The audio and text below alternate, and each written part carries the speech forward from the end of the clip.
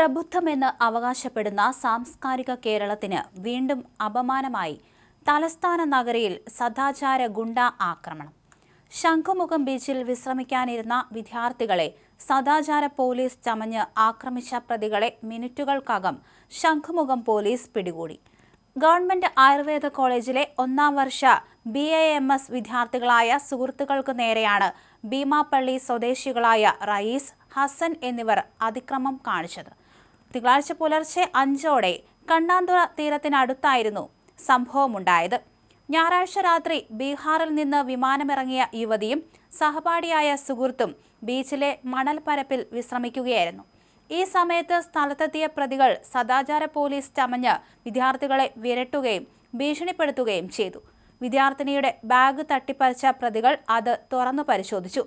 Bag തിരികെ ചോദിച്ചതോടെ വിദ്യാർത്ഥിനിയുടെ മുടിക്ക് കുത്തിപ്പിടിക്കുകയും അസഭ്യം പറയുകയും ചെയ്തു. വസ്ത്രം വലിച്ചൂരാൻ വരെ ശ്രമിച്ചു എന്നത് സാംസ്കാരിക കേരളത്തെ ഞെട്ടിക്കുന്നതാണ്. തടയാനെത്തിയ യുവാവിനെ ക്രൂരമായി മർദ്ദിക്കുകയും ചെയ്തു. ഭയന്നോടിയ വിദ്യാർത്ഥികൾ ഉടൻ തന്നെ പോലീസ് കൺട്രോൾ റൂമിൽ വിളിച്ച് സഹായം തേടി. ശംഖുമുഖം പോലീസിന്റെ അതിവേഗത്തിലുള്ള ഇടപെടലാണ് പ്രതികളെ വലയിലാക്കിയത്.